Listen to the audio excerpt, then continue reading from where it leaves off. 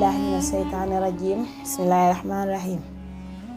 Mbokk yi nga xam ne yéen a ngi topp seen YouTube atu xam-xam ci waxtaan yi ak nawaafil yi ñu yemoon ci li nga xam ne mooy as-suxuur muy xëdd, kon kenn du ko teele waaye kenn du ko yeexe ndax defoon nañ ci ay tabinaat ci épisode bi passé. kon bu ko defee amma al futuuru muy ndogg nag des na ko teel a def. xëdd kenn du ko teel a def, kenn du ko yeexe, waaye ndogu moom saa boo xamee ne ndogu jot na rek dangay dog.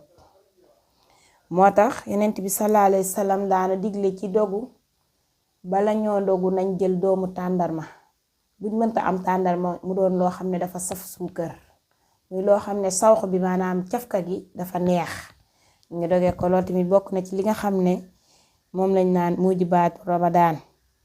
bokk na ci tamit li nga xam ne mooy mujibaatu Ramadan fi ñuy tëjee tey muy moytandiku li nga xam ne mooy almarsiyaat, muy moy yi ak ñaawteef yi. leneen li ci aju ci marsiyaat yi dinañ ko leeral ci épisode bii di ñëw insha allah.